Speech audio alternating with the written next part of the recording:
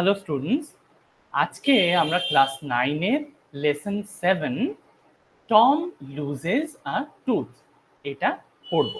এটা লেখা মার্ক টোয়েনের। এবার মার্ক টোয়েন সম্বন্ধে আমরা ছোট করে একটু জেনে নিই। মার্ক টোয়েন 1835 টু 1910, তার মানে মার্ক টোয়েনের জন্ম 1835 এ এবং তার মৃত্যু 1910 এ। Mark Twain, pseudonym of Samuel Longhorn Clemens। আচ্ছা, সিউডোনিম মানে হচ্ছে ছদ্মনাম। কেউ নিজের নাম ছাড়া যদি অন্য কোনো নামে তার লেখা লেখে, কোনো লেখক বা কবি যদি নিজের নাম ব্যবহার না করে অন্যের নাম ব্যবহার করে তার লেখাগুলো পাবলিশ করে, তখন সেটাকে বলা হয় ছদ্মনাম বা ইংরেজিতে সিউডোনিম। তাহলে এই স্যামুয়েল লংহর্ন ক্লেমেন্সের ছদ্মনাম ছিল মার্ক টোয়েন। তিনি এই নামেই তার লেখাগুলো লিখতেন। তাহলে mark two one, pseudonym of Samuel Longhorn Clemens, was an American author। তার মানে মার্ক টোয়েন বা স্যামুয়েল লংহর্ন ক্লেমেন্স ছিলেন একজন আমেরিকান অথার অ্যান্ড হিউমারিস্ট এবং হাস্যকৌতুকবিদ, হিউমারিস্ট। He wrote The Adventures of Tom Sawyer and its sequel, The Adventures of Huckleberry Finn। তাহলে তিনি কি লিখেছেন? তিনি লিখেছিলেন দ্য অ্যাডভেঞ্চার্স অফ টম সোয়ার, এটা একটা নভেল, একটি উপন্যাস, এবং কি লিখেছিলেন অ্যান্ড ইটস সিকুয়েল। সিকুয়েল মানে হচ্ছে কোনো লেখা বা কোনো সিনেমা হতে পারে, যে কোনো কিছুর পরবর্তী পার্ট। তার মানে এই যে নভেলটা, এই অ্যাডভেঞ্চার্স অফ টম সোয়ার, তার পরবর্তী পার্ট হচ্ছে আরো একটি নভেল যেটার নাম দ্য অ্যাডভেঞ্চার্স অফ হাকলবেরি ফিন। তাহলে তিনি এই নভেল দুটো লিখেছিলেন, যেটা একটার পরের পার্ট আরেকটা। He helped to create and popularize a distinctive line of American literature based on American themes and language। তাহলে তিনি he helped to create, তার মানে তিনি একটি জিনিস তৈরি করতে সাহায্য করেছিলেন। কি জিনিসটা? এবং শুধু তৈরি করতেই না, অ্যান্ড পপুলারাইজ, এবং তৈরি করতে এবং সেটাকে বিখ্যাত করতে, পপুলার করতে সাহায্য করেছিলেন। কোন জিনিসটা? না, ডিস্টিংটিভ, একটি বিশেষ ধরনের লাইন অফ আমেরিকান লিটারেচার, একটি বিশেষ ধরনের আমেরিকান সাহিত্য তিনি তৈরি করতে এবং সেটাকে পপুলার বানাতে হেল্প করেছিলেন ইংলিশ লিটারেচারের যারা পাঠক আছে তাদের মধ্যে। তাহলে সেই লিটারেচারটা কিসের উপরে ভিত্তি করে? না, based on American themes and language. তার মানে তিনি যে লিটারেচারটা, আমেরিকান লিটারেচার যেটা তিনি তৈরি করেছিলেন, যে বিশেষ ধরনের লিটারেচার, এবং সেটাকে তিনি পপুলার বানিয়েছিলেন, সে তার ভিত্তি কি ছিল? তার ভিত্তি ছিল আমেরিকান থিম, মানে আমেরিকার যে দেশ, সেই দেশের নিজস্ব যে বিষয়বস্তু রয়েছে সেই বিষয়বস্তু, এবং ল্যাঙ্গুয়েজ। প্রত্যেকটা দেশের, আমরা জানি ইংল্যান্ডেও ইংরেজিতে কথা বলে, আমেরিকাতেও ইংরেজিতে কথা বলে, অস্ট্রেলিয়াতেও ইংরেজিতে কথা বলে, কিন্তু আমরা যেরকম এখানে আমরা পশ্চিমবঙ্গে সবাই প্রায় বাংলায় কথা বলে, কিন্তু পশ্চিমবঙ্গের বিভিন্ন জেলায়, বিভিন্ন অঞ্চলে বিশেষ বিশেষ ধরনের কিছু অ্যাকসেন্ট আছে বা উচ্চারণ আছে। আবার কিছু বিশেষ বিশেষ শব্দ যেটা আমরা ব্যবহার করি, সেটা হয়তো বাঁকুড়ায় যারা বাংলা বলে তারা অন্য কোনো বিশেষ কিছু শব্দ বা বিশেষ কিছু ফ্রেজ তারা ব্যবহার করে। ঠিক সেরকমই ইংরেজি ওই তিনটে দেশে সমানভাবে বলা হলেও কিন্তু আমরা দেখতে পাচ্ছি আমেরিকাতে বিশেষ কিছু টার্মস, বিশেষ কিছু শব্দ, বিশেষ কিছু ফ্রেজেস তারা ব্যবহার করে থাকে। সেটাকেই আমেরিকান ল্যাঙ্গুয়েজ বলছে, সেটাও ইংরেজি, কিন্তু তার যে বিশেষত্ব আছে এবং তার যে বিশেষ থিম আছে আমেরিকার নিজস্ব, সেই থিম আর আমেরিকার নিজস্ব যে ল্যাঙ্গুয়েজ, ভাষা শৈলী, সেইটাকে তিনি তার নভেলে ইন্ট্রোডিউস করেছেন, তার নভেলে ব্যবহার করেছেন, এবং সেটা ব্যবহার করে তিনি যে বিশেষ ধরনের ডিস্টিংটিভ আমেরিকান লিটারেচার তৈরি করেছেন, সেটাকে তিনি পপুলারাইজ করতে সাহায্য করেছেন তার লেখার মাধ্যমে। এবং তার বিশেষ দুটি লেখা কি? না, অ্যাডভেঞ্চার্স অফ টম সয়ার আর the adventures of Huckleberry Finn. দুটো হচ্ছে প্রথম পর্ব এবং দ্বিতীয় পর্ব। অ্যাডভেঞ্চার্স অফ টম সয়ার হচ্ছে প্রথম পর্ব, তার পরবর্তী পর্ব বা দ্বিতীয় পর্ব হচ্ছে দ্য অ্যাডভেঞ্চার্স অফ হাকলবেরি ফিন। আচ্ছা, আমরা যে লেখাটা পড়বো সেটা এই অ্যাডভেঞ্চার্স অফ টম সয়ারেরই একটি ছোট্ট অংশ। আমরা পরবর্তীতে যখন ছোট করে লেখাটা সম্বন্ধে আমাদের পাঠ্যাংশ সম্বন্ধে পড়বো তখন সেটা আরো ডিটেলে জানতে পারবো। এখানে সেটাই বলছে, দিস টেক্সট, আমাদের যে পাঠ্য অংশ যেটা রয়েছে সেই অংশটা is an extract from Mark Twain's novel the adventures of Tom Sawyer. তার মানে এটা হচ্ছে প্রথম নভেল, দুটো নভেলের এই যে দুটো, একটা প্রিকুয়েল একটা সিকুয়েল, যেটা প্রথম যে নভেলটা দুটো নভেলের, সেই নভেলটার নাম হচ্ছে the adventures of Tom swear, আমরা আগেই দেখেছি। এবং আমরা যে অংশটা পড়বো সেটা কিন্তু এই মার্ক টোয়েনের এই নভেলেরই একটা এক্সট্রাক্ট বা অংশ। The story is about the childhood pranks of a young boy who is looking for ways to avoid going to school but is caught in his own trap. তাহলে এই স্টোরিটা, আমরা যে স্টোরিটা পড়বো এটা কি সম্বন্ধে? Is about the childhood pranks. Childhood শিশু সুলভ বা শৈশবের প্র্যাঙ্কস, প্র্যাঙ্কস মানে দুষ্টুমি। তাহলে এই এই গল্পটা শিশু সুলভ দুষ্টুমি নিয়ে। কার শিশু সুলভ দুষ্টুমি? অফ আ ইয়াং বয়, একটি বাচ্চা ছেলে, হু ইজ লুকিং ফর, যে কিনা সবসময় খুঁজে বেড়ায়, লুকিং ফর ওয়েজ মানে পথ, কিসের পথ খুঁজে বেড়ায়? To avoid going to school. তার মানে সে স্কুলে যেতে পছন্দ করে না, তাই সে স্কুলে যাতে যেতে না হয় সেইটা, মানে সেই তার পথ খুঁজে বেড়ায়, যেভাবে স্কুলে যাওয়া বন্ধ করা যায় সেই পথ খুঁজে বেড়ায়। But is caught in his own trap, কিন্তু কখনো কখনো কি হয়, সে তার নিজের জালেই আটকা পড়ে যায়। এবার গল্পে চলে আসি। Tom always found Monday mornings to be miserable.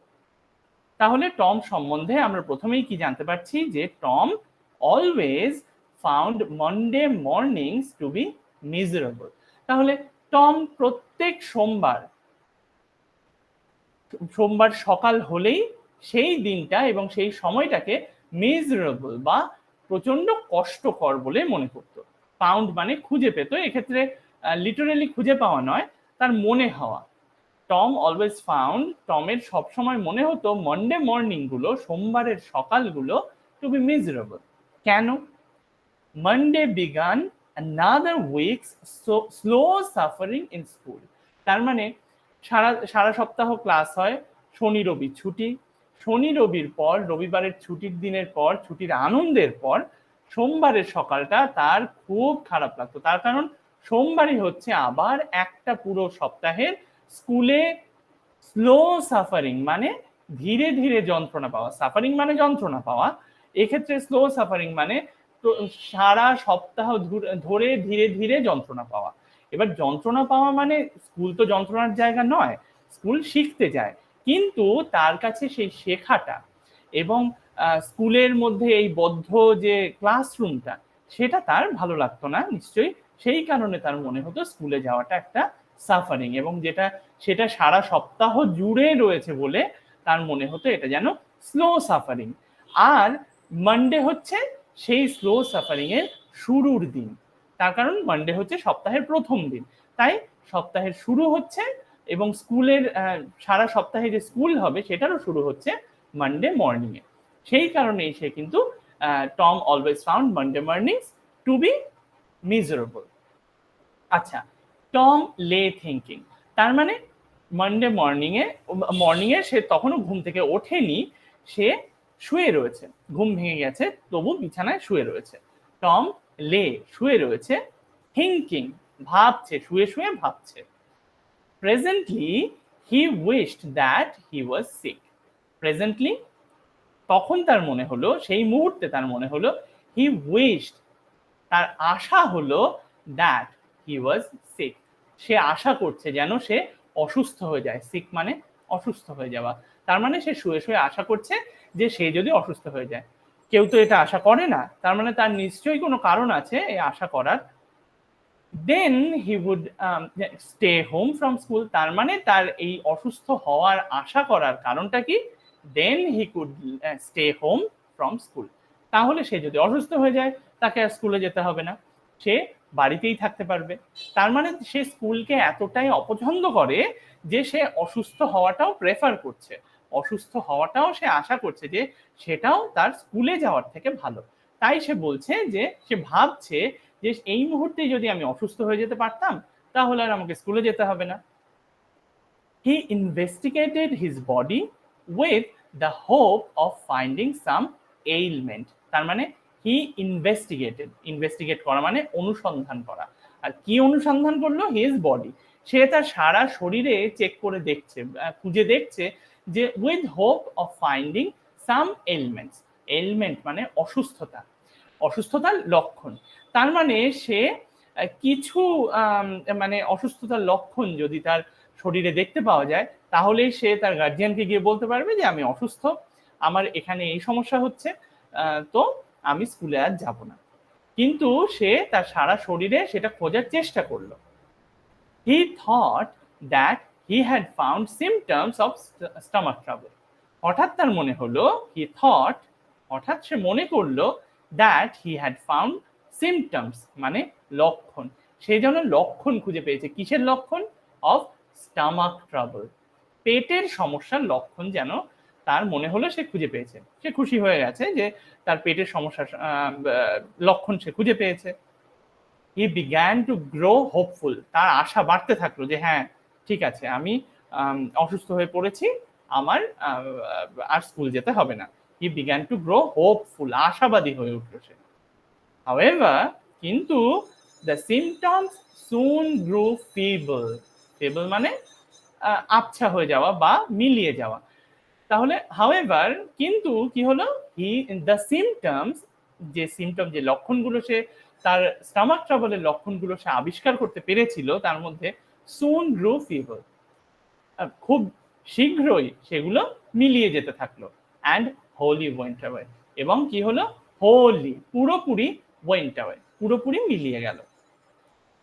Tom thought further, সে আরো ভাবতে থাকলো, কারণ তাকে তো কোনো একটা উপায় বার করতে হবে। তাই টম থট ফার্দার, সে আরো ভাবতে থাকলো। সাডেনলি হি ডিসকভার্ড সামথিং, হঠাৎ করে সে একটা জিনিস আবিষ্কার করলো। ডিসকভার মানে আবিষ্কার করা।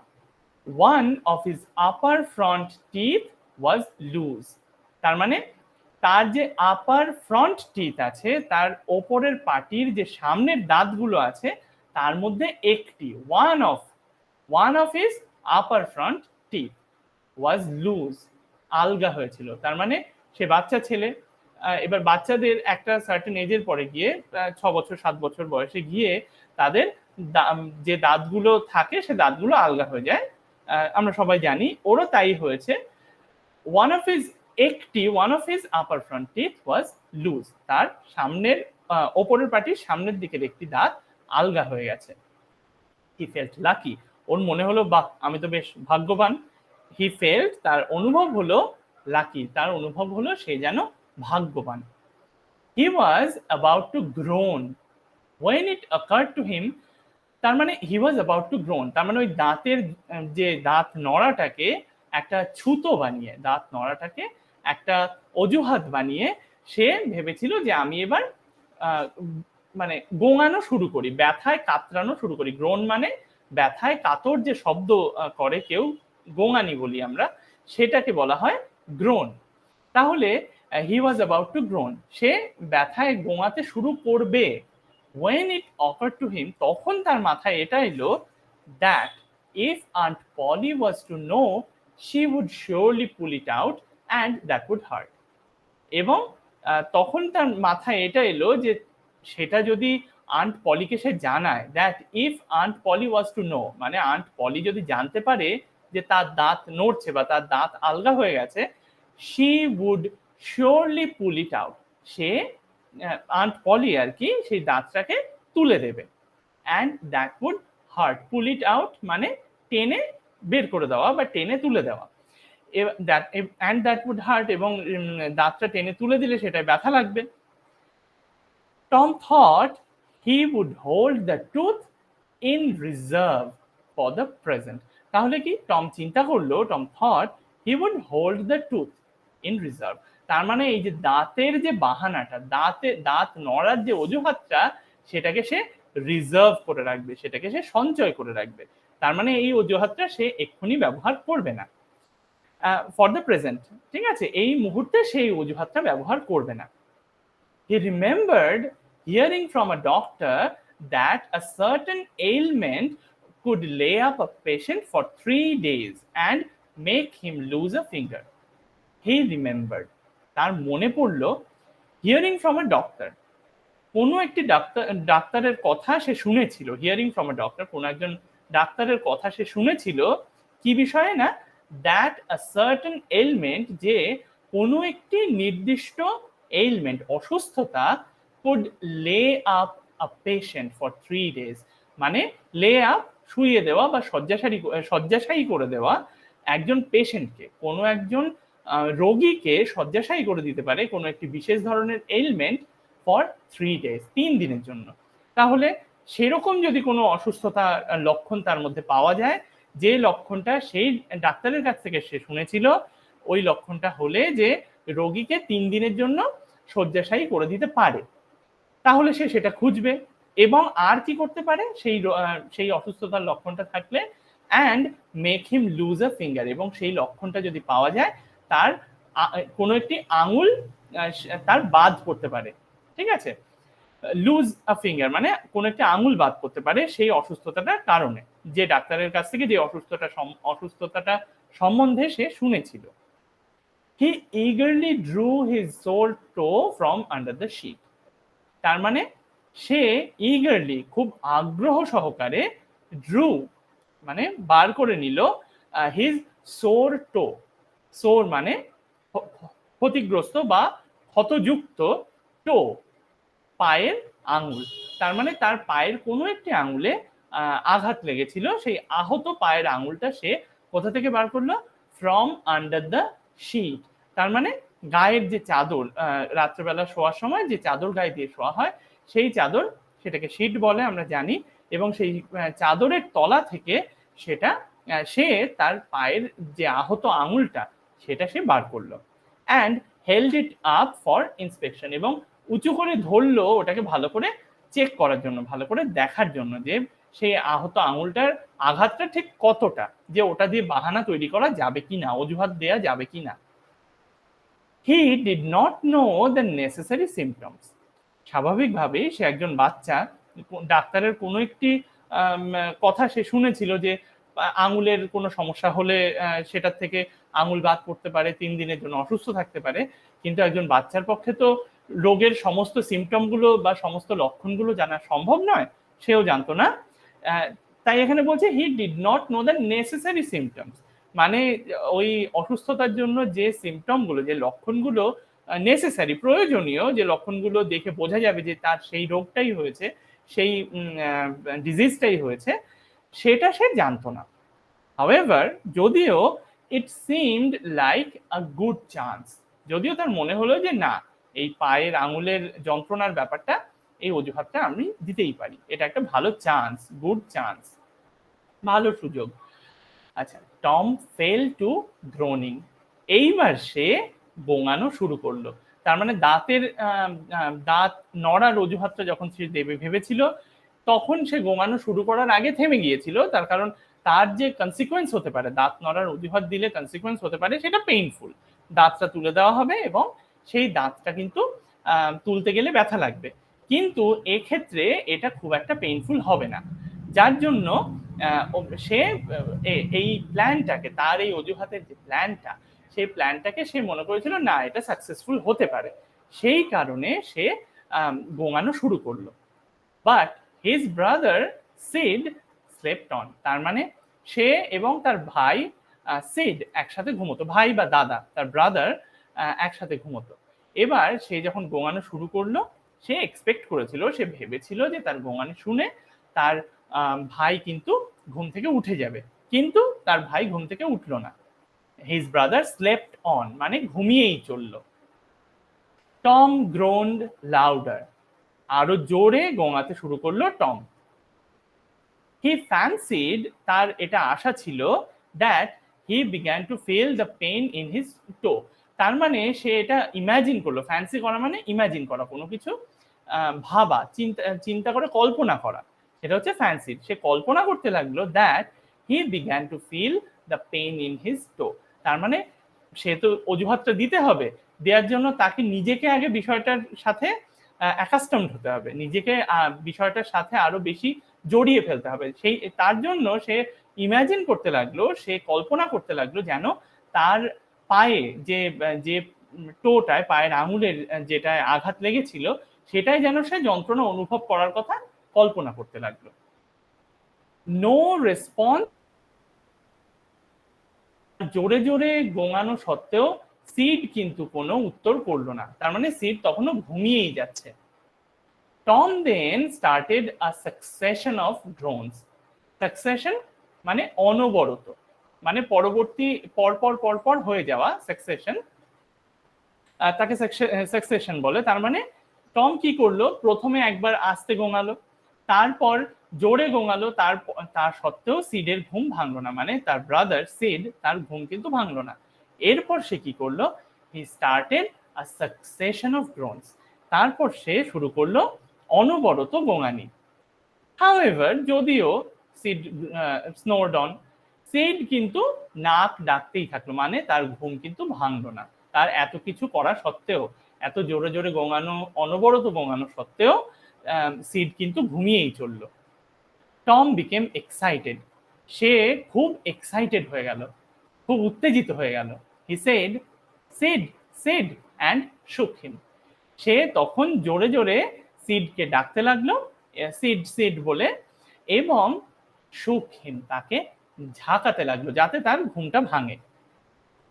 দিস কোর্স ওয়ার্ক ওয়েল, তার এই যে কাজটা, তার এই সিডকে নাম ধরে ডাকা এবং তাকে জোরে জোরে ঝাঁকানো, এই কাজটা কিন্তু কাজে দিল। ওয়ার্ক ওয়েল, এতে কাজ হলো, তার এই যে অ্যাকশনটা, তাতে কিন্তু কাজ হলো। সিড ইয়ন, তার মানে সিডের ঘুম ভাঙলো এবং সে ইয়ন করলো। ইয়ন মানে হাই তোলা, তার মানে সিড ঘুম থেকে উঠে হাই তুললো।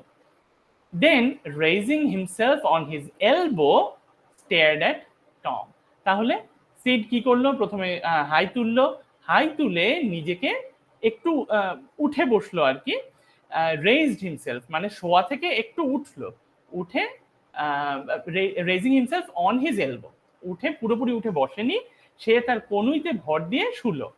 তারপর কি করলো, স্টেয়ার্ড অ্যাট টম, তাহলে টমের দিকে এক দৃষ্টে তাকিয়ে রইল। স্টেয়ার্ড মানে তাকিয়ে থাকা। Tom went on Groening, Tom কিন্তু গ্রোন করেই চললো, মানে গুঙিয়েই চললো। ওয়েন্ট অন মানে চালিয়ে যাওয়া, যে কাজটা করছিল সেই কাজটা চালিয়ে যাওয়া, তা সে গোঙাচ্ছিল, অতএব তার গোঙানি কন্টিনিউ হলো। সিড সেড, এবার সিড ভয় পেয়ে গেছে তার গোঙানি শুনে। টম সে টম, এবার সে উদ্বিগ্নভাবে টমকে ডাকতে থাকলো, টম বল টম কি হয়েছে। নো রেসপন্স, টম কিন্তু কোনো রেসপন্স করলো না, তার মানে হি কেপ্ট অন গ্রোনিং, তার মানে টম কিন্তু তার গোঙানি চালিয়েই গেল। Here Tom Tom what's the matter Tom, seed কিন্তু তখনও টমকে জিজ্ঞেস করে যাচ্ছে যে কি হয়েছে। হিয়ার টম টম, দেখো Tom Tom, what's the matter Tom, কি হয়েছে Tom. Seed shook him and looked in his face anxiously, তাহলে এবার সিড টমকে শুক করতে থাকলো, যেহেতু টম কোনো রেসপন্ড করছে না, টম শুধু ঘুমিয়েই চলেছে, এই জন্য সিড এবার টমকে ধরে ঝাঁকাতে থাকলো, শুক করা, শেক থেকে শুক, এবার তাকে ঝাঁকাতে থাকলো। And looked in his face anxiously, খুব অ্যাংশাস ভাবে, খুব চিন্তিত ভাবে সে তার মুখের দিকে তাকিয়ে থাকলো। টম মোন্ড আউট, টম আবার একটি গোঙানি সুলভ আওয়াজ মুখ থেকে বার করলো, moaned out. Oh don't Sid don't shake me, তখন টম সিডকে বলছে যে ও ডোন্ট সিড, ঝাঁকিও না, সিড ডোন্ট শেক মি, আমাকে এইভাবে ঝাঁকিও না। Why what's the matter Tom, কেন কি হয়েছে টম। হোয়াটস দ্য ম্যাটার, মানে কি হয়েছে।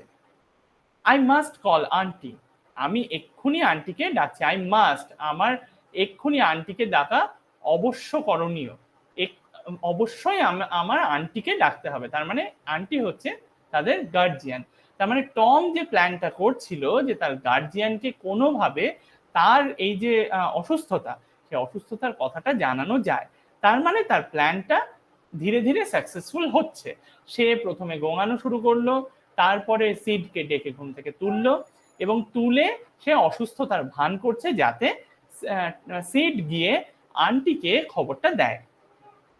নো নেভার মাইন্ড, কিন্তু টম আরেকটু বিষয়টাকে আরেকটু বিশ্বাসযোগ্য করার জন্য সে প্রথমে মানা করছে যে না, আন্টিকে খবর দেওয়ার দরকার নেই। নো নেভার মাইন্ড, না না, কোনো দরকার নেই। It will be over by and by, maybe. তার মানে সে সে বলছে যে হ্যাঁ হ্যাঁ, এটা বাই অ্যান্ড বাই মানে নিশ্চয়ই কিছুক্ষণের মধ্যে, গ্র্যাজুয়ালি, ইভেনচুয়ালি এইটা কিন্তু আমার ব্যথাটা কমে যাবে। তারপরেই আবার বলছে মেবি, মানে হয়তো। তার মানে ওর মধ্যে একটা কিন্তু কিন্তু রেখে দিচ্ছে, মানে একটা কোয়েশ্চেন রেখে দিচ্ছে, যে ও বলছে বটে যে হ্যাঁ আমি তো সেরেই যাব, পরে আবার ছোট্ট করে বলছে হয়তো, যাতে সিড কিন্তু আন্টিকে ডাকতে যায়। যদিও সে এমন একটা ভান করছে যে না না, আমার সেরকম কিছু হয়নি, কিন্তু ও চাইছে সিড আন্টিকে গিয়ে খবরটা দিক। সেই কারণেই সে বলছে it will be over by and by, maybe. Anybody, কাউকে ডাকতে হবে না। বাট আই মাস্ট, সিড তখন উত্তর করছে, বাট আই মাস্ট, কিন্তু আমাকে অবশ্যই খবর দিতে হবে। ডোন্ট গ্রোন সো টম, এভাবে গোঙাস না টম। টমকে বলছে যে এভাবে কাতরাস না বা এইভাবে গোঙাস না, ইটস অফুল, এটা ভয়ঙ্কর। এই গোঙানিটা তার কাছে ভয়ঙ্কর লাগছে। স্বাভাবিক ব্যাপার, টম একটা বাচ্চা ছেলে, তার দাদা বা ভাই সেও একটা বাচ্চা ছেলে, এবং টমকে এই অবস্থায় দেখে সে ভয় পেয়ে গেছে, এবং তার যে গোঙানিটা তার কাছে অফুল বা ভয়ঙ্কর বলে মনে হচ্ছে। How long have you been this way, কতক্ষণ ধরে তোমার এরকম অসুবিধা হচ্ছে। হাউ লং, কতক্ষণ ধরে, have you been this way, এইরকম অবস্থায় তুমি কতক্ষণ ধরে আছো বা তুই কতক্ষণ ধরে আছিস। আওয়ার্স, বেশ কয়েক ঘন্টা হলো, ঘন্টার পর ঘন্টা ধরে আমার কিন্তু এইরকম অবস্থা চলছে। আউচ, এবার একটা ব্যথার ব্যথার পাওয়া সুলভ শব্দ করলো মুখ দিয়ে, ouch. Oh don't stir so, তার মানে সিড কিন্তু তখনও তাকে ঝাঁকিয়ে ঝাঁকিয়ে কথাগুলো জিজ্ঞেস করছে। তখন ওই টম কি করলো, সে তার মুখ থেকে একটা আঘাত পাওয়ার পর যে আহত হলে যে আওয়াজ কেউ করে, সেরকম একটা আওয়াজ করে বলল, ও ডোন্ট স্টার সো, আমাকে এইভাবে নাড়িও না বা নাড়াস না। Oh don't stir so Sid, Sid আমাকে এভাবে নাড়াস না। ইউ উইল কিল মি, তুই আমাকে মেরেই ফেলবি, এত নাড়ালে আমি মরেই যাব। এবার সিড বলছে, Tom why didn't you wake me sooner, টমকে জিজ্ঞেস করছে, টম আমাকে আগে থেকে কেন জাগাসনি। Why didn't you wake me, জাগানো, ওয়েক মানে জাগানো, সুনার আরো আগে, সুন মানে আগে, সুনার মানে আরো আগে। তাহলে Tom why didn't you make wake me sooner, আমাকে আরো আগে কেন জাগাসনি। Oh Tom you are dying are you, এবার সিড সত্যি ভয় পেয়ে গেছে। ভয় পেয়ে সে বলছে, ও টম তুই মারা যাচ্ছিস না তো, যাচ্ছিস কি। তার মনে হয়েছে যে সে যে পরিমাণে কাতরাচ্ছে, সে টম হয়তো মারা যাবে, এবং সে ভয় পেয়ে গিয়ে বলছে, oh Tom you are dying are you, তুই মারা যাচ্ছিস না তো, মারা যাচ্ছিস নাকি, এরকম জিজ্ঞেস করছে সে, সে ভয় পেয়ে গিয়ে। ডোন্ট টম ও ডোন্ট, তার মানে ও বলতে চাইছে এইরকম করে, ডোন্ট টম ও ডোন্ট মানে হচ্ছে তুই মারা যাস না, এরকম আর কি। তোর এই কষ্টটা আমি আর দেখতে পাচ্ছি না, তার বক্তব্যের বিষয় হচ্ছে এটা। তার মানে সে বলছে যে তুই প্লিজ মারা যাস না। I forgive everybody, Sid tell them so. Tom এবার আরো একটা কথা বলল, আই ফরগিভ এভরিবডি সিড, তার মানে কেউ মৃত্যু সজ্জায় যদি মানে সে যদি সারা জীবন ধরে কোনো কষ্ট পেয়ে থাকে, তাকে লোকজন যদি কষ্ট দিয়ে থাকে, মৃত্যু সজ্জায় সে অনেক সময় এটা বলে থাকে যে আমাকে যারা যারা কষ্ট দিয়েছে আমি সবাইকে ক্ষমা করে যাচ্ছি। ও সেই কথাটাই বলছে, মানে ও এটা আরো বেশি করে প্রমাণ করতে চাইছে যেন টম মৃত্যু শয্যায় শুয়ে রয়েছে, তার তার এটা প্রমাণ করার ইচ্ছে। টেল দেম সো, তার মানে সে নিজে মুখে সে কথাটা বলতে পারবে না, কারণ সে এখন মারা যাচ্ছে। তার ভাবটা এরকম যেন সে এক্ষুনি মারা যাবে, সে নিজে মুখে সবাইকে বলে যেতে পারবে না যে আই ফরগিভ ইউ অল। তাই সে সিডকে এই কথাটা বলে যাচ্ছে, যাতে সিড সবাইকে জানিয়ে দেয় যে টম মারা যাওয়ার আগে এই কথাগুলো বলে গেছে। এতে সিড আরো ভয় পেয়ে গেছে। এবার ভয় পেয়ে গিয়ে সিড আর কোনো কথা না বাড়িয়ে কি করলো, seed had রাশড to call help. এতক্ষণ ধরে সিড কিন্তু টমের পাশে বসে বা শুয়ে শুয়েই এই কথাগুলো বলছিল, কিন্তু টম যখন এই বক্তব্যটা করলো, I forgive everybody Sid tell them so, Sid ultimately চূড়ান্ত ভয় পেয়ে গেল। এবার ভয় পেয়ে গিয়ে কি করলো, seed had রাশড to call help. Seed দৌড়ে গেল টু কল হেল্প, সাহায্য চাইতে, টু কল হেল্প সাহায্যের জন্য, সাহায্য খুঁজতে সে বেরিয়ে গেল। Tom's imagination was working perfectly by now, and his groans had gathered a genuine tone. তার মানে টম যে ইমাজিন করেছিল, তার যে অসুস্থতার ইমাজিন সে করেছিল, অসুস্থতার কল্পনা সে করেছিল, ওয়াজ ওয়ার্কিং পারফেক্টলি বাই নাও, এবং তার সে প্ল্যানটা পারফেক্টলি ওয়ার্ক করছিল, একদম পুরোপুরি কাজ করছিল এতক্ষণে। মানে এই যখন সিড বাইরে দৌড়ে বেরিয়ে গেল, তখন সে এটা রিয়েলাইজ করলো যে হ্যাঁ, তার প্ল্যানটা কার্যকরী হয়েছে। অ্যান্ড হিজ গ্রোনস, এবং সে যে গোঙাচ্ছিল, had gathered a genuine tone. তার মানে সে প্রথমে যখন গোঙানি শুরু করেছিল, তার মধ্যে একটা ফেক টোন ছিল, তার মধ্যে একটা কিছু একটা যেন মিথ্যে বলছে সে, সেরকম একটা ব্যাপার যেন ছিল। কিন্তু এবার ইমাজিনেশনটা এত ভালো কাজ করছে, তার গোঙানিটাও শুনে মনে হচ্ছে যেন জেনুইন, মানে আসল। জেনুইন মানে আসল।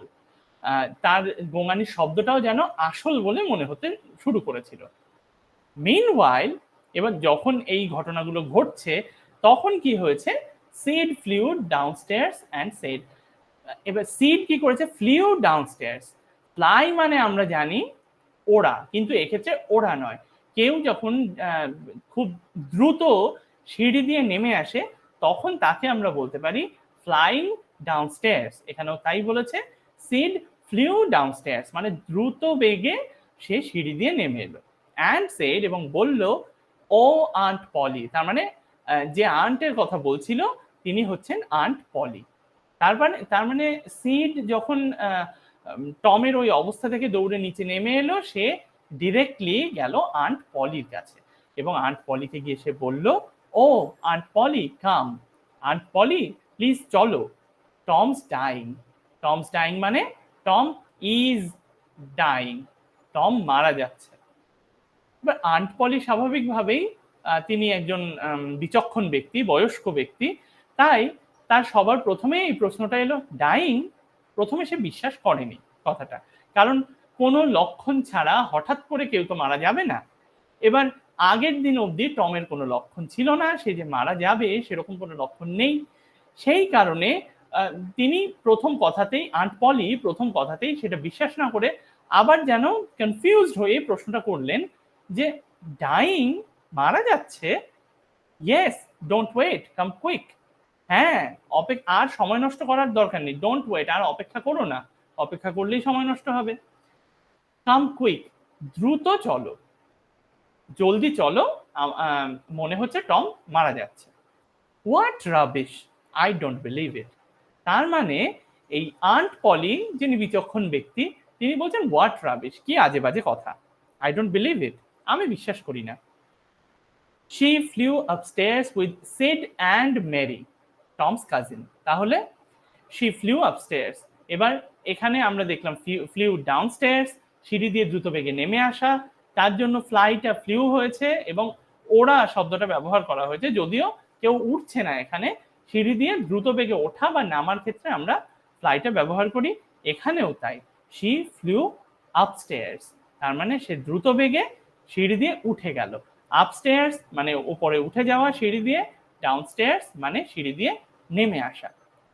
তার সঙ্গে না, with Sid and Mary, Sid ওপর থেকে তাকে ডাকতে এসেছিল আন্ট পলিকে, এবং সিড এবং তার সঙ্গে মেরি। এই মেরির নামটা আমরা প্রথম পেলাম এই টেক্সটের মধ্যে। তাহলে মেরিকে এখানে বলে দিয়েছে টমস কাজিন। তাহলে তিনজন দ্রুত উঠে গেল, আন্ট পলি, সিড আর মেরি। এই তিনজন দ্রুত বেগে সিঁড়ি দিয়ে দোতলায় উঠে গেল, যেখানে টমের বিছানা আর কি, টম এবং সিড যে ঘরে শুয়েছিল সেখানে টমকে দেখতে। হার ফেস গ্রু পেল। যদিও সে প্রথমে বিশ্বাস করেনি, কিন্তু কিছু একটা অসুস্থতা নিশ্চয়ই হয়েছে সেই কথাটা চিন্তা করে হার ফেস গ্রু পেল, মানে আন্ট পলির মুখটা ফ্যাকাশে হয়ে গেল সেই চিন্তায়। অ্যান্ড হার লিপস ট্রেম্বলড, এবং তার ঠোঁট কাঁপতে লাগলো। টেনশনে, চিন্তায় তার ঠোঁট মৃদু কাঁপতে লাগলো। ট্রেম্বল মানে মৃদু মৃদু কাঁপা। When she reached the bedside, she gasped out. যখন সে সিঁড়ি দিয়ে উঠে বেড সাইডে, মানে যে বেডে টম শুয়েছিল সেই বেডের সাইডে, যখন সে বেডের কাছে যখন সে এসে পৌঁছলো, she gasped out. সে হাঁপাতে হাঁপাতে জিজ্ঞেস করলো, Tom, Tom, what's the matter with you? Tom, Tom, তোমার কি হয়েছে? What is the matter with you? Oh auntie, I am. সে যেন কথাটাও কমপ্লিট করতে পারছে না। টম এইটা বলেই থেমে গেল। ও আন্টি, আমি, মানে সে এতটাই অসুস্থ, মানে সে অসুস্থতার ভান করছে, যেন সে এতটাই অসুস্থ যে আন্টকে সে পুরোপুরি বলতেও পারছে না যে তার কি হয়েছে। সে শুধু এটুকুই বলতে পেরেছে, oh aunt, I am. What is the matter with you child? Child খোকা, তার মানে খোকা তোমার কি হয়েছে? আন্ট পলি এটা জিজ্ঞেস করছেন যে what is the matter with you, খোকা তোমার কি হয়েছে? Oh auntie, my toe is paining. Auntie, আমার আঙুলটা পেইন করছে, ব্যথা করছে, আঙুলে ভীষণ ব্যথা করছে। টো মানে পায়ের আঙুল। The old lady sank into a chair. তার মানে ওল্ড লেডি আন্ট পলি তিনি কিন্তু ধরে ফেলেছেন যে টম নিশ্চয়ই কোনো একটা বিশেষ কারণে এই গল্পগুলো সাজাচ্ছে বা এরকম অসুস্থতার ভানটা করছে। সেটা বুঝতে পেরে the old lady sank into a chair, সে চেয়ারের মধ্যে বসে পড়ল। সাঙ্ক ইনটু, সিঙ্ক মানে ডুবে যাওয়া, এখানে সাঙ্ক ইনটু আ চেয়ার, চেয়ারে তো ডুবে যাওয়া নয়, চেয়ারে ধীরে ধীরে বসে পড়া। সে চেয়ারের মধ্যে বসে পড়লো, মানে আন্ট পলি চেয়ারে বসে পড়লেন। সে লাফড আ লিটল। সে আন্ট পলি তিনি একটু হাসলেন। দেন ক্রাইড আ লিটল, এবং তারপরে একটু কেঁদেও ফেললেন। দেন শি সেড, তারপর তিনি বললেন, Tom, what a shock you did give me.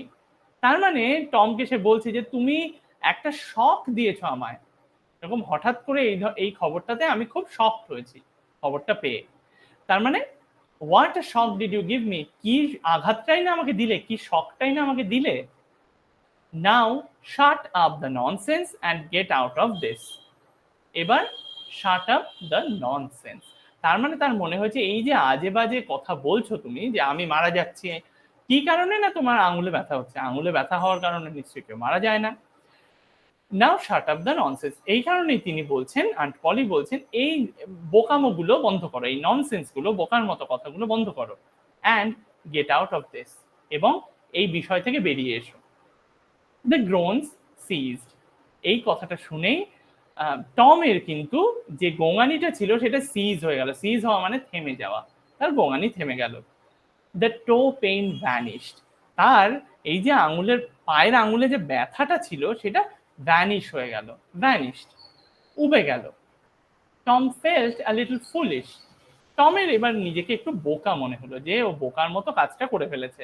আঙুলে ব্যথার জন্য যে কারো মৃত্যু হতে পারে না, বা এত বড় সড়ো মানে কাতরানি হতে পারে না, সেটা সে এখন রিয়েলাইজ করে তার মনে হচ্ছে যেন নিজেকে একটু বোকার মতো মনে হচ্ছে। Tom felt a little foolish and said, এবং বলল, আন্ট পলিকে বলছে, now my tooth, how my tooth aches, আমার দাঁতে কি যন্ত্রণা। The pain is more than that in my toe, আর এই ব্যথাটা is more than that in my toe, এবং এই ব্যথাটা আমার আঙুলে যে ব্যথা তার থেকেও কিন্তু বেশি। তার মানে পায়ের ব্যথা থেকে এখন সে শিফট করে গেল দাঁতের ব্যথায়। তার মানে এটা সেই দাঁতের ব্যথা যে দাঁতের ব্যথার অজুহাতটা সে রিজার্ভ করে রেখেছিল, যে সেটা সঞ্চয় করে রেখেছিল পরবর্তীতে ব্যবহার করবে বলে। এবার যখন দেখলো যে তার আঙুলে ব্যথার অজুহাতটা ফেল করে গেছে, সেটা আর কাজ করলো না, তখন সে কিন্তু দাঁতে ব্যথার অজুহাতটা আনা শুরু করলো। আন্ট পলি বলছে, ইয়োর টুথ ইনডিড, হ্যাঁ নিশ্চয়ই তোমার দাঁতে ব্যথা। এবার আন্ট পলি তো বুঝতে পেরে গেছে যে টমের পুরোটাই অজুহাত ছিল পায়ে ব্যথাটা, তার মানে দাঁতে ব্যথা বলা সত্ত্বেও সে কিন্তু দাঁতে ব্যথার অজুহাতটাকে সে অজুহাত হিসেবে ধরে ফেলেছে aunt Polly. What's the matter with your tooth? এবার তিনি জিজ্ঞেস করলেন আন্ট পলি টমকে, আচ্ছা বলো তোমার দাঁতের কি সমস্যা, what's the matter with your tooth? এবার দাঁতের কি হলো? One of them is loose and it aches awfully. One of them মানে আমার দাঁতগুলোর একটি ইজ লুজ, একটি আলগা হয়ে গেছে, অ্যান্ড ইট একস এবং এটাতে ভীষণ ব্যথা হচ্ছে, অফুলি ভয়ঙ্কর রকমের যন্ত্রণা হচ্ছে। এক মানে যন্ত্রণা হওয়া। এবার আন্ট পলি বলছে, কারণ তিনি তার প্যাটার্নটা বুঝে গেছে টমের। টম প্রথমে তার আঙুলের ব্যথার অজুহাত দিয়ে গোঙানি শুরু করেছিল, এবার সে দাঁতের ব্যথার অজুহাতটা দিয়েছে। এবার দাঁতের ব্যথার অজুহাত দিয়ে আন্ট পলি বুঝে গেছে যে এক্ষুনি হয়তো গোঙানি শুরু হবে, এক্ষুনি হয়তো তার কাতরানি শুরু হবে। এই জন্য বলছে, দেয়ার দেয়ার, না না, now don't begin to groaning again, আবার কিন্তু তুমি তোমার গোঙানি শুরু করো না, কাতরানো শুরু করো না। ওপেন ইউর মাউথ, তোমার মুখটা খোলো। Your tooth is loose but you are not going to die for that. হ্যাঁ তোমার দাঁত আলগা হয়ে গেছে, ইউর টুথ ইজ লুজ, তোমার দাঁত আলগা হয়ে গেছে, but you are not going to die for that, কিন্তু তুমি তার জন্য তো মারা যাবে না, you are not going to die for that.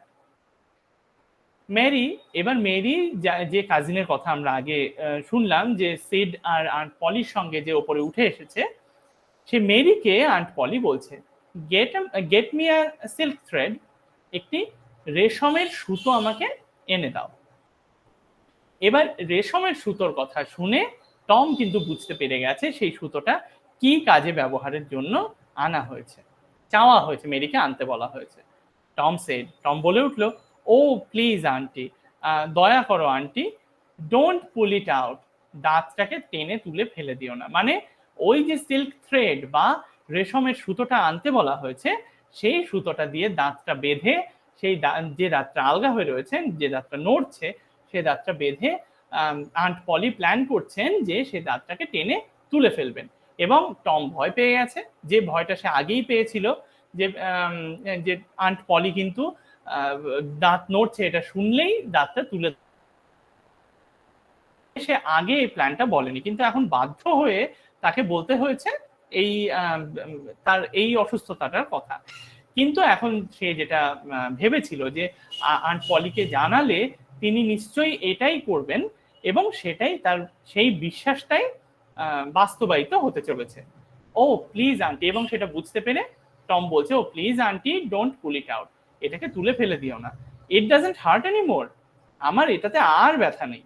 তার মানে এখন সে সেই অজুহাত থেকে বেরোতে চাইছে, তার সেই অজুহাতটা আর মনে হচ্ছে না যে ইটস ওয়ার্থ ইট, ঠিক আছে, এটা তার মনে হচ্ছে না না না এই ব্যথাটা ব্যথার যোগ্য না, একদিন স্কুলে যাই তাও তাও ভালো, কিন্তু এই ব্যথা পাওয়াটা এটার জন্য উপযুক্ত নয়।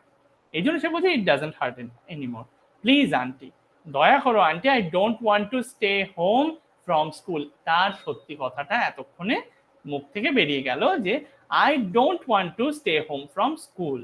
সে তার যে প্ল্যানটা এতক্ষণ ধরে যে প্ল্যানগুলো করছিল, সে প্ল্যানটা যে কারণে করছিল, two stay home from school, স্কুলে যাতে যেতে না হয় তার জন্য, সেটা তার মুখ থেকে বেরিয়েই গেল।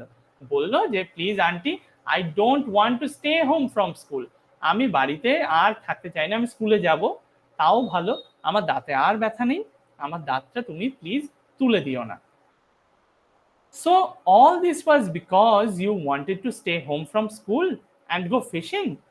এবার আন্ট পলি ব্যাপারটা পুরোপুরি বুঝতে পেরে গেছেন, এতক্ষণ বুঝতে পারছিলেন সে অজুহাত করছে, কিন্তু কেন অজুহাতগুলো তৈরি করছে তিনি এখন পুরোপুরি বুঝতে পেরে গেলেন। তারপর আন্ট পলি এই কথাটা বললেন যে সো তার মানে all this was because you wanted to stay home from school। তার মানে এই যে এত কাহিনী, এত তোমার বাহানা, সেটা শুধুমাত্র স্টে হোম ফ্রম স্কুল, স্কুলে যাতে যেতে না হয় সেই কারণে, অ্যান্ড গো ফিশিং, এবং তুমি মাছ ধরতে যাবে এই কারণে। Tom, Tom, I love you so much and you try to break my heart in every way with your naughtiness। তাহলে টমকে সে বলছে, Tom, I love you so much, আমি তোমাকে এত ভালোবাসি, আর তুমি কি করো, you try to break my heart, তুমি আমাকে কষ্ট দিতে চাও, তুমি আমার মনে দুঃখ দিতে চাও, ইন এভরি ওয়ে, যতভাবে সম্ভব ততভাবে তুমি আমাকে কষ্ট দাও, দুঃখ দাও, উইথ ইয়োর নটিনেস, তোমার দুষ্টুমি দিয়ে। By this time the dental instrument was ready. তার মানে এই কথোপকথন যখন চলছে তখন তার যে ডেন্টাল ইনস্ট্রুমেন্ট, মানে সেই সিল্ক থ্রেড এবং তার মেরিকে যে আনতে বলা হয়েছে সিল্ক থ্রেড, সেটাকে ডেন্টাল ইনস্ট্রুমেন্ট বলা হয়েছে। ডেন্টাল মানে দাঁত, দাঁত সংক্রান্ত ডেন্টাল। এই জন্য আমরা যখন দাঁতের ডাক্তারের কাছে যাই সেটা ডেন্টাল হসপিটাল বা ডেন্টাল ক্লিনিকে আমরা যাই। তার মানে দাঁত সংক্রান্ত যে জিনিসগুলো তাকে বলা হয় ডেন্টাল। আর ইনস্ট্রুমেন্ট মানে যন্ত্র, দাঁত সংক্রান্ত যন্ত্র, তাই হচ্ছে ডেন্টাল ইনস্ট্রুমেন্ট। এক্ষেত্রে ডেন্টাল ইনস্ট্রুমেন্টটা কি, সেই সিল্ক থ্রেড যেটা আন্ট পলি মেরিকে বলেছিল জোগাড় করে নিয়ে আসতে, সেই সিল্ক থ্রেড বা রেশমের সুতোটা চলে এসেছে। এবং বাই দিস টাইম মানে যখন কথোপকথন চলছে তার মধ্যে ডেন্টাল ইনস্ট্রুমেন্ট ওয়াজ রেডি, মানে দাঁতের সেই যন্ত্রটা রেডি। তার মানে মেরি সিল্কের থ্রেড বা রেশমের সুতো নিয়ে চলে এসেছে।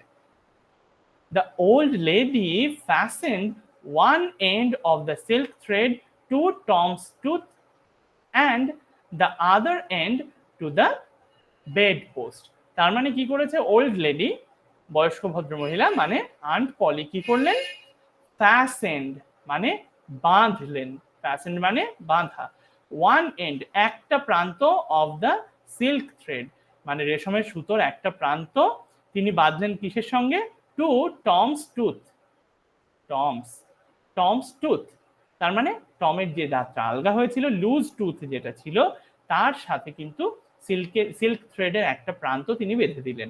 And the other and to the bed post, এবং আরেকটি প্রান্ত তিনি বাঁধলেন বেড পোস্টের সঙ্গে। বেড পোস্ট মানে হচ্ছে যে মানে খাটের যে স্ট্যান্ড যার মধ্যে মশারি বাঁধা হয় তাকে আমরা বলতে পারি বেড পোস্ট, বা খাটের প্রান্তের যে উঁচু অংশ সেটাকে আমরা বেড পোস্ট বলতে পারি। তাহলে বেড পোস্টের সঙ্গে আরেকটা প্রান্ত বাঁধলেন। She pulled and the tooth hung dangling by the bedpost।